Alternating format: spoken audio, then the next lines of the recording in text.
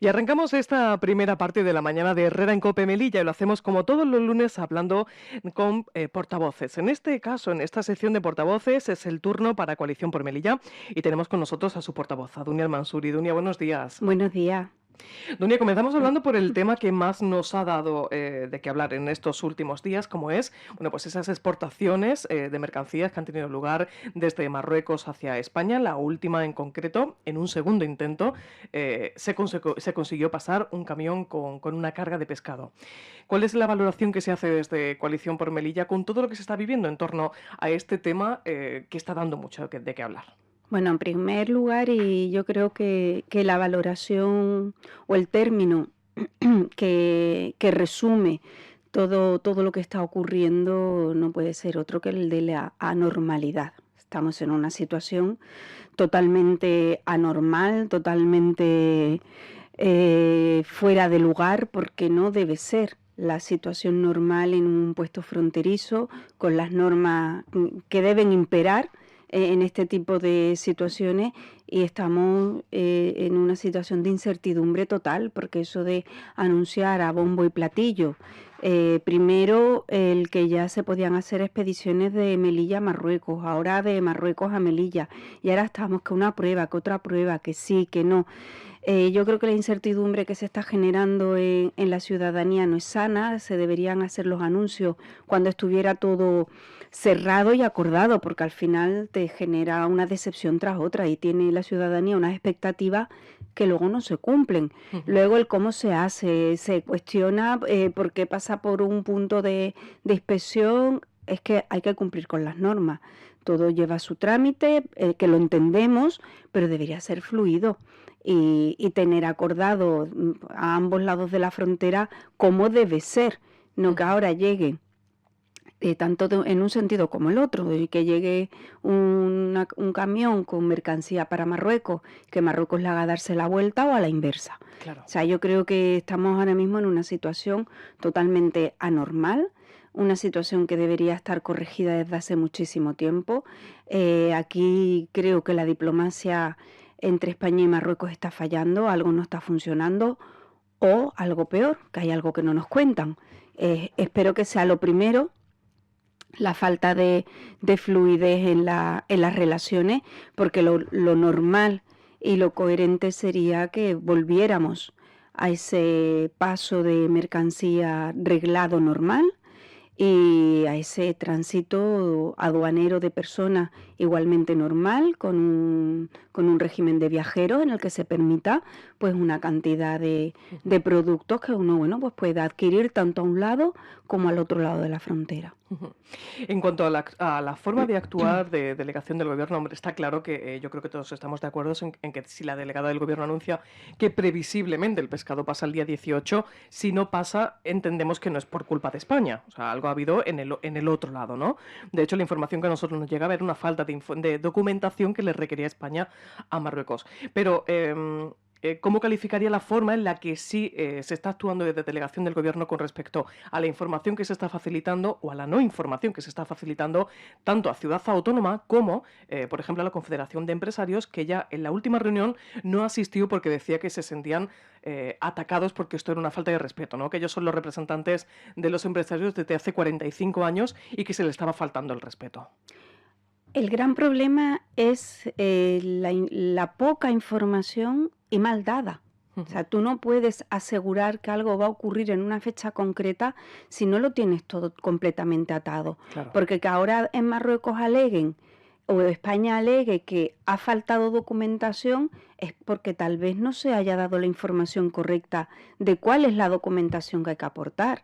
Y en ese caso, pues la delegada del gobierno se ha pillado las manos, y ciertamente se te queda un poco de cara de esto es una tomadura de pelo, a qué estamos jugando, qué es lo que está ocurriendo, y ciertamente la delegación del gobierno está actuando con una opacidad que no le beneficia en nada. O sea, sería más sencillo ser transparente, y esa transparencia seguramente permitiría incluso que esos pasos de mercancía tanto a un lado como a otro fueran fluidos, porque el ocultar tanta información, al final pues ocurre lo que ocurre, pues como lo que ocurre con el tema de las obras del hospital.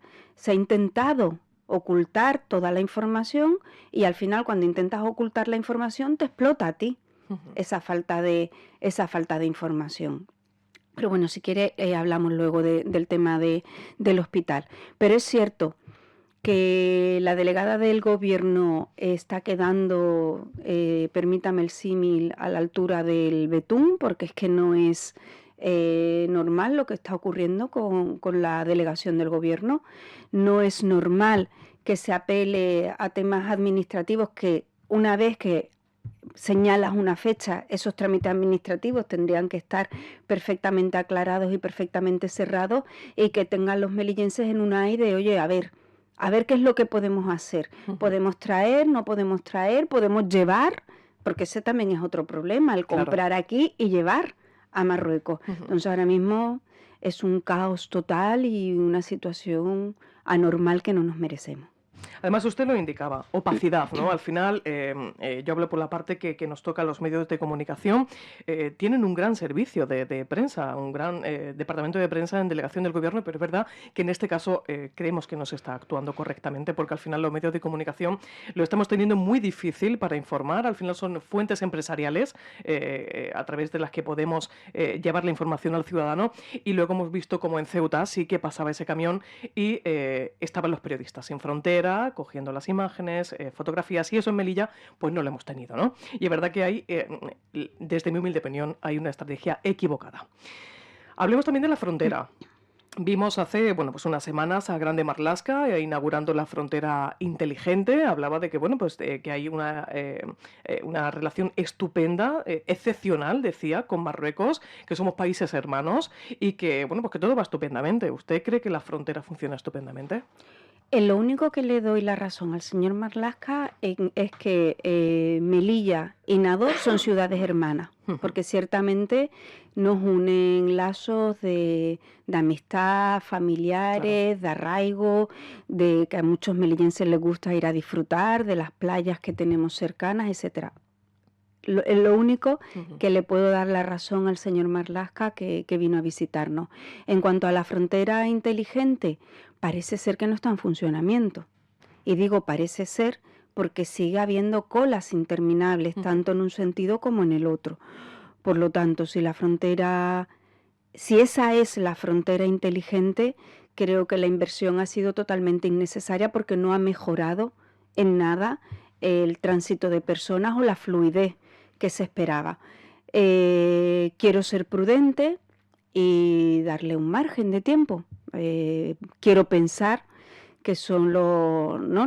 Los ajustes técnicos del inicio, ¿no? De cuando se pone algo nuevo en marcha Ujú. y que, bueno, vamos a dar, por no ser tan críticos, ¿no? Porque no digan, oye, que a todo le ponen el no por delante, pero por lo pronto no ha dado muestras Ujú. de que la expectativa que teníamos puesta en esa frontera inteligente sea que esté dando el resultado esperado, por lo tanto. Vamos a darle un margen de 15, 20 días, incluso un mes, a ver si es que es el ajuste normal de Claro. cuando algo se pone en marcha y veremos, porque por lo pronto Ujú. de inteligente tiene poco. ¿Usted confía en que recuperemos la fluidez, bueno, que vaya paralela a la seguridad, pero que recuperemos fluidez que tenemos en frontera, bueno, que te podías permitir al mediodía cruzar, irte a comer y volverte por la tarde? Eso es lo deseable y creo que así debería volver a ser ya con prontitud. Ya llevamos muchos años esperando soluciones, nos han dado todo tipo de recetas mágicas, que si zona de prosperidad compartida, Ujú. que bueno, que el nombre sonaba muy bien, la frase sonaba muy bien, los trámites parecía ser que no eran muchos, que se iba a permitir el tránsito de personas de la zona cercana, ¿no? Sí. Lo que es Ujú. Nador, la provincia de Nador, Lo y que ya que teníamos. lo que ya teníamos, pero bueno, con un pequeño trámite que había que hacer algo parecido a lo que se hacía anteriormente con el coche, que cada X meses lo tenías Ujú. que renovar para poder entrar y salir mientras ese documento estuviera vigente. Bueno, vale, te suponía un trámite adicional cada X tiempo, pero bueno. Si se llamaba así, como una zona de prosperidad compartida, además se entendía que eso iba a ser bueno a ambos lados de la frontera, ¿no? Porque era un poco también facilitar el flujo comercial a ambos lados. Sonaba bien la receta, pues bueno, más allá de ese trámite que no nos Ujú. gustaba tanto, pero sonaba bien la música. Finalmente parece que la orquesta dejó de tocar esos instrumentos porque no se llegó al acuerdo y no se volvió a hablar, Ujú. que ese es el problema. O sea, te plantean una solución, hablan de esa solución durante meses, ya interiorizamos que eso va a ser lo que va a ocurrir Claro. y luego de pronto desaparece. Del tema no se habla más y nadie te explica por qué. Nadie explica por qué esa receta, que era tan buena, que además de lo buenísima que era, se iba a aplicar también en Gibraltar, Ujú. ya nadie habla, pues es otra incertidumbre más sobre qué va a pasar y por qué no se nos cuenta a los ciudadanos lo que va a ocurrir. Y aquí yo creo que el motivo principal puede ser que es que realmente en delegación del gobierno no tienen ni idea de lo que está ocurriendo realmente en las negociaciones entre España y Marruecos.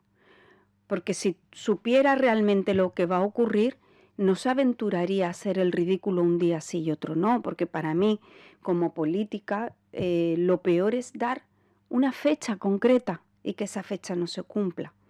Si no tienes conocimiento de la fecha concreta, pues sí que se está trabajando y que en próximas semanas o próximos días se informará de cuándo empezará a funcionar una vez que hayas atado todo, Ujú. que tengas todo ya listo para ponerlo en marcha.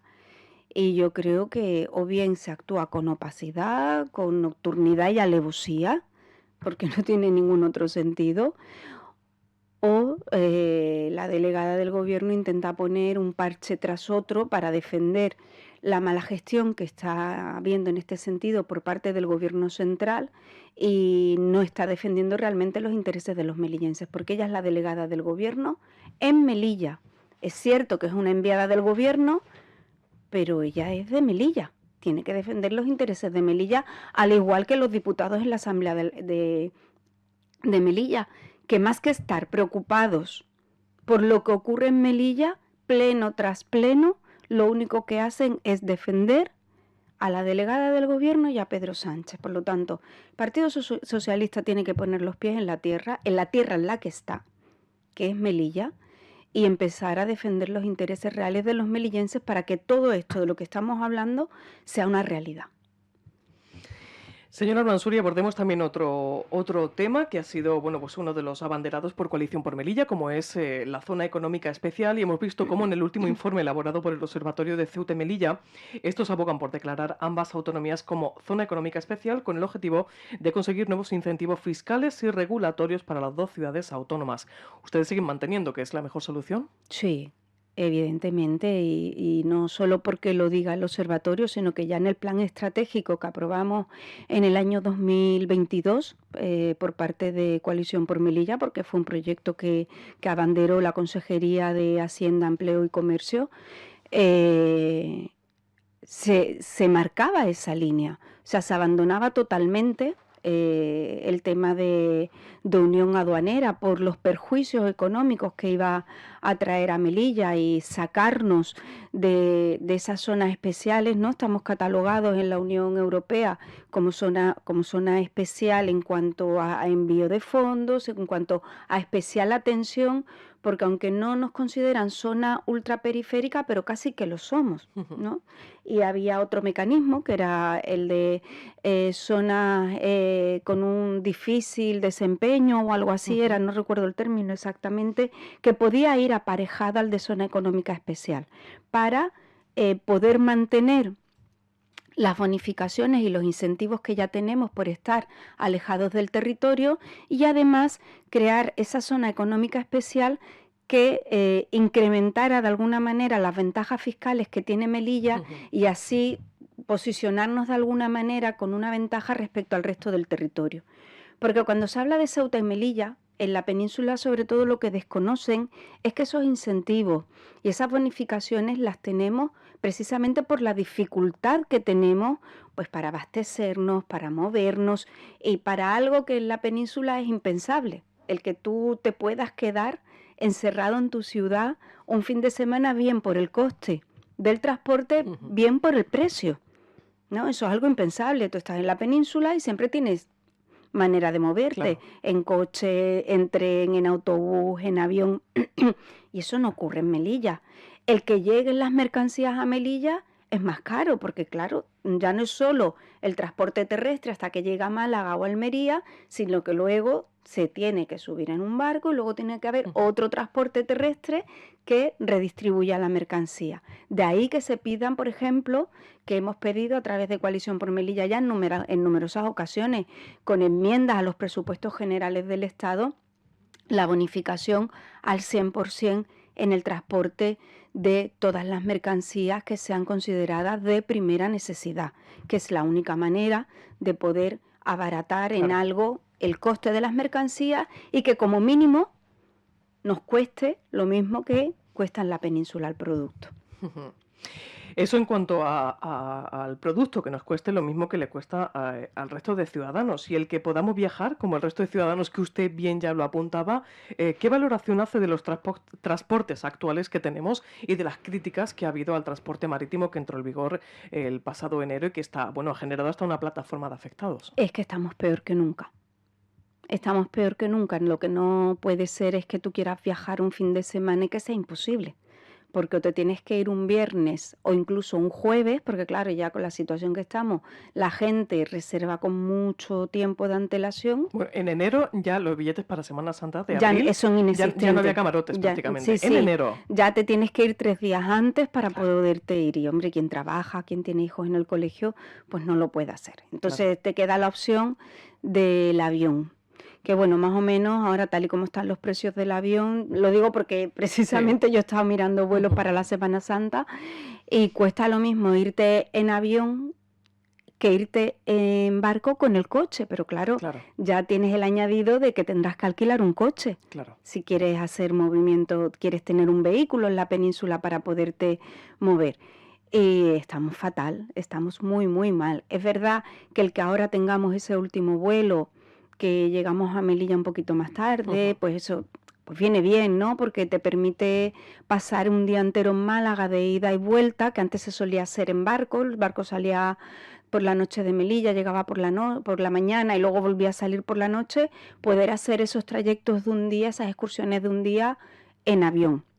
Pero también es cierto que no es lo mismo el coste. Cuando tú valoras el coste individual del avión y del barco, pues los precios son distintos. Ujú. Aunque están casi ahí, porque el precio del barco se ha disparado, las travesías y las rutas se han disminuido de tal manera que es prácticamente imposible salir de Melilla y yo no me quiero imaginar el caos que se nos puede originar en verano. Si Con la OPE, además. ya el año pasado fue horrible, yo tuve que viajar incluso una de las veces en cafetería, que es ir sentada en cafetería con los niños. Que se supone que no es legal, pero ya se vende la Pero ya cafetería se vende también. la cafetería, Sí. sí, sí, como plaza. Yo he viajado Ujú. en plaza de cafetería porque, oye, tenía un viaje previsto, Claro, no te queda otra, no claro. tuve la previsión suficiente porque, bueno, antes tú ibas con 15, 20 días de Ujú. antelación y te podías sacar un billete y ya Sí. con 15, 20 días de antelación lo único que había era ir sentado en una silla en la cafetería. Ujú. Que veía, yo vi una situación que decía, Dios mío, esto es inhumano. Es que vamos como animales. La gente buscaba hueco por donde podía. Ujú. Fue una imagen que jamás imaginé que vería en un barco de una ciudad española, europea. Claro. No parece. Íbamos hacinados prácticamente. Es que hay que tener en cuenta que ahora tenemos operando con el servicio la obligación de servicio público a Balearia el trayecto de Málaga y Transmediterránea en Motril y en Almería. Que antes ocurría también, se repartían los lotes, pero ambas compañías mantenían trayectos también en el resto Sí. de líneas, pero ya no pasa. En Málaga solo tenemos un barco con Balearia, Mm, en Motril y en Almería solo tenemos un barco con con Transmediterráneo. Transmediterránea. Y desde el jueves hasta el domingo estamos incomunicados por Sí. mar con Almería. Y si a usted le pilla además en la península y le surge cualquier cosa y tiene que volver, el sábado no hay No barco. hay Y barco. cómprese un billete de un día para otro de avión. Sí, O sea, sí. ¿usted se imagina que en Málaga cerraran todas las carreteras y dijeran, oye, si ustedes quieren salir el sábado, tienen que coger un vuelo? Es Pues impensable. eso es lo que nos ocurre. Por eso decía antes que muchas veces en la península no entienden las bonificaciones o las excepciones que hay en Ceuta y Melilla. Y eso hay que explicarlo. Hay que explicarlo y la gente debe saber realmente qué ocurre y qué dificultades tenemos quienes vivimos aquí. Y así, si queremos vivir del turismo o que haya un mínimo de turismo en nuestra ciudad, pues necesitamos mejorar tanto el barco como el avión, que el otro día resultaba curioso que decía el señor Imbroda que en Melilla necesitamos 5.000 estudiantes universitarios. Ujú. Y a mí inmediatamente me vino a la cabeza, pues con la falta de vivienda que tenemos para los melillenses y el gran problema de los transportes, vamos a tener universidades vacías, porque si lo que pretendemos crear son 5.000 plazas para que venga gente de afuera a estudiar a Melilla, que sería maravillosísimo que eso pudiera ocurrir, hay que empezar la casa por los cimientos. Y los cimientos son viviendas, una residencia universitaria como mínimo, y unos vuelos asequibles, porque si no los estudiantes no van a venir. Ujú. Hablando de cimientos, hablemos del hospital universitario, el cual aún no ha recibido la licencia de apertura. Ustedes presentaban en la asamblea el otro día, la semana pasada, el que se convoque una comisión de sanidad para abordar la actual crisis sanitaria, para conocer con exactitud los documentos y expedientes que soportan los actuales inconvenientes, citar a cuantos afectados, empleados públicos, profesionales sanitarios, colegios de médicos, instituciones sanitarias estatales, miembros del gobierno local, delegación del gobierno en la ciudad, etcétera, para que participan y aporten sus testimonios y tras las conclusiones de la comisión, pues que se eleve dictamen al pleno de la asamblea. ¿Han obtenido respuesta? Y hágame un poco también la valoración sobre qué opina, sobre todo lo que estamos viviendo con el hospital universitario. En primer lugar, no. Aún no hemos recibido respuesta a esa petición de comisión especial. El reglamento de la Asamblea permite la creación de comisiones especiales con temas que sean de interés para la ciudadanía y yo creo que un asunto como este, en estos momentos concretamente es uno de los de mayor preocupación para la ciudadanía melillense, máxime con los lamentables acontecimientos que hemos vivido en semanas pasadas. La comisión tiene un objetivo muy claro. Hablábamos antes de la opacidad de la delegación del gobierno, pero es que el área de infraestructura tampoco se queda corta en cuanto a esa opacidad. Es cierto que existen una serie de incidencias en cuanto a las obras, pero no son incidencias que pongan en peligro el uso de un quirófano, el uso de las habitaciones, el uso de las consultas y el uso de la maquinaria de nueva generación de la que dispone el nuevo hospital. Se podría ir haciendo una apertura parcial perfectamente, porque desperfectos, pues por ejemplo, uno es que se han instalado mal unas puertas cortafuegos. Bueno, pues se puede aislar esa zona hasta que las puertas estén instaladas en el sentido correcto y se acabó. O sea, no estamos hablando de cuestiones que puedan afectar a la vida de las personas, ni que pueda afectar al desarrollo de la asistencia sanitaria. Y como digo, se podría dar una licencia de apertura provisional, como ya ocurrió, por ejemplo, el centro comercial al que vamos todos estuvo 4 años sin licencia de primera ocupación y estando abierto. Por lo tanto, si en un lugar como ese, en el que se espera una asistencia masiva de público, se dio una licencia de primera ocupación, en tanto se subsanaban los errores de construcción o los defectos de construcción, o en otras grandes superficies como supermercados, etcétera. Todas las obras de esta magnitud suelen tener ese tipo de problema y se le da una licencia provisional y ya pues se va subsanando y se va finalizando, bueno, pues se van dando el ok ¿no? A todo lo que se va tramitando correctamente o se va reparando, Ujú. y ya cuando está todo subsanado se da la licencia de ocupación definitiva. Es triste lo que voy a decir, y yo, algunos de mis compañeros, algún compañero concretamente me dice, es que decir eso es muy duro y muy fuerte, pero es que yo creo que hay que decir las cosas como son. El gobierno de la nación está atravesando unos momentos muy difíciles, de mucha incertidumbre, y en la que hay quien espera que se convoquen elecciones generales muy pronto. Y la sensación que nos da es que este retraso es precisamente por eso, es por ver quién abre las puertas del hospital, quién inaugura ese hospital. Y es triste que estemos en esta situación y que nadie de delegación haya sido capaz de alzar la voz y decir, oiga, que existe un instrumento legal para que ustedes me den la licencia de primera ocupación provisional y luego me den la definitiva, e ir subsanando. Esa lista de 57 o de 83. 83 deficiencias, no estamos hablando de que falten muros, de que falten ventanas, de que no hayan desagüe, de que no funcionen las bombas de oxígeno, de que los quirófanos no estén preparados, de que la maquinaria no funcione, no tiene nada que ver con la ventilación. O sea, fíjese, puede ser que estemos hablando de cuestiones mínimas que no conocemos porque nadie nos las ha dado a conocer.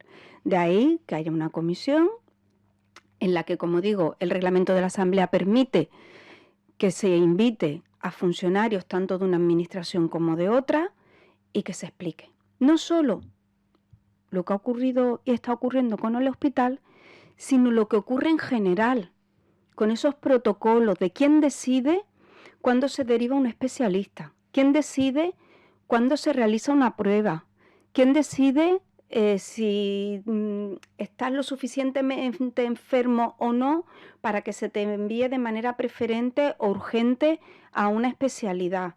Porque muchas de las ocasiones eso es lo que ocurre, que a lo mejor el criterio es más administrativo que médico. No lo digo por los médicos, todo lo contrario, porque es que los médicos también son una víctima más de lo que está ocurriendo con la sanidad en Están Melilla. haciendo más de lo que se le pide, Están además. haciendo más de lo que pueden porque ellos mismos entienden que la salud está por encima de todo. Y nos encontramos con que la mayoría de los melillenses que se lo pueden permitir, y eso hay que remarcarlo, melillenses que se lo pueden permitir, están migrando sanitariamente a la península. Se van a la península con un seguro privado y que los atiendan allí, porque aquí se encuentran con que una cita para recoger unas pruebas importantes de una especialidad concreta, en un año todavía no te la hayan dado. O sea, te han hecho unas pruebas y pasa un año y tú todavía no sabes cuál es el resultado de la prueba, que a lo mejor cuando te vayan a dar el resultado de la prueba la enfermedad está tan avanzada que recuperarte es peor. Y eso es lo que estamos padeciendo y sufriendo en Melilla, que tenemos unos maravillosos profesionales, porque es cierto que a mí no me gusta que se cargue contra los profesionales en general, porque ellos también lo están pasando mal. Y en cuanto tienen al paciente en sus manos, se desviven por cuidarlo, Claro. y porque se recuperen y por mejorar la salud de esos pacientes. Y los errores y los problemas yo creo que son más por la parte administrativa y organizativa que por el sanitario en sí, que cuando tú consigues que te vea el sanitario no es porque él haya decidido verte un año después, sino porque las cuestiones administrativas son las que han retrasado esa consulta. Y ya para concluir, que estamos en la recta final y estamos hablando de sanidad, ¿qué opinión le merece la gestión de Omar Jawari, que no lo vemos públicamente desde la pandemia? El señor Jawari debería dar explicaciones y debería precisamente ser el primero que viniera voluntario a esa comisión de sanidad en la que, oye, que pongan valor si él considera que la gestión ha sido buena, y si no, pues que dé las explicaciones de por qué no ha conseguido mejorar la gestión de la sanidad pública en Melilla. Porque mira, aquí en Melilla hay un mal generalizado y que ocurre siempre. Da igual que gobierne el Partido Popular o gobierne el Partido Socialista. Aquí siempre los que han sido responsables de las distintas direcciones provinciales, ya sea de educación, ya sea de sanidad, Inserso, siempre han querido ser los más buenos de la clase, los mejores de la clase. ¿Y eso qué significa? Que intentan tapar los problemas para que no lleguen arriba. Es indignante que teniendo la educación como la tenemos o la salud como la tenemos, que todos los años desde las direcciones provinciales de Melilla se devuelva dinero porque no se ha ejecutado. Y no se ejecuta porque se tapan los problemas. El gran problema de nuestra ciudad es que no tenemos esas competencias. Y se gobierna realmente desde Madrid. No tienen la cercanía a los problemas. De ahí que nosotros también hayamos planteado en el último pleno de control que avancemos en nuestra autonomía y que vayamos todos al Congreso y al Senado a pedir que tengamos un estatuto de autonomía real y no ese pseudo estatuto que nos vendieron en el año 95, que pensábamos que era lo bueno para Melilla en ese momento, pero realmente nos ha reducido nuevamente a un ente local. ¿Apoyarán convertirse en comunidad autónoma? Totalmente. Es que lo necesitamos. Es que necesitamos ser una comunidad autónoma. Hay que poner las cosas en su lugar. El Ministerio de Sanidad tiene grandes proyectos y grandes problemas a nivel nacional. Aparte, está acostumbrado a que la parte sanitaria está delegada en las distintas comunidades autónomas. Yo no creo que la ministra de Sanidad sepa lo que ocurre realmente en Melilla, ni tenga el conocimiento cercano de lo que ocurre en Melilla. Se supone que el director provincial del INGESA es como un consejero de sanidad en Melilla, pero un consejero de sanidad con unas competencias muy limitadas, porque realmente son del ministerio. Depende de todo, dependemos del ministerio para cualquier acuerdo, para cualquier convenio, lo que supone pasar por el interventor del Estado. Al final eso ralentiza claro. tanto las gestiones, que al final es inviable. Y tenemos la sanidad en Melilla desbordadísima y necesitadísima de ampliar muchas especialidades. Algo de lo que se ha dejado de hablar en los últimos años, que hace tiempo incluso llegamos a un acuerdo en la Asamblea y ese acuerdo no se cumplió, era la de crear un centro de salud mental en Melilla. Las unidades de salud mental en Melilla están totalmente al límite. Y hay veces en las que no se puede atender a los pacientes correctamente. Y eso es algo que hay que solventar. Y ya, bueno, si hablamos de oncología, hablamos de todas las especialidades pediátricas, un desastre. Pues señor Al-Mansuri, tenemos muchos más temas de los que hablar, pero nos hemos quedado sin tiempo, por tanto yo le emplazo que en el siguiente Portavoces abordemos los temas que nos han quedado pendientes y actualicemos los que hemos abordado, que esperemos que estén solucionados gran parte de ellos. Muchísimas gracias por aceptar la invitación de Herrera en COPE. Siempre a usted, Sara. Un saludo. Y a ustedes, gracias por acompañarnos. Nos hemos quedado sin tiempo. Nos escuchamos en 50 minutitos en el avance informativo y mañana en una nueva edición de este Herrera en COPE Melilla. Escuchas Herrera en COPE. Seguimos contándote todo lo que te interesa con Jorge Bustos y Pilar Cisneros. Un saludo de quien les habla, Sara Jiménez. Que sean felices.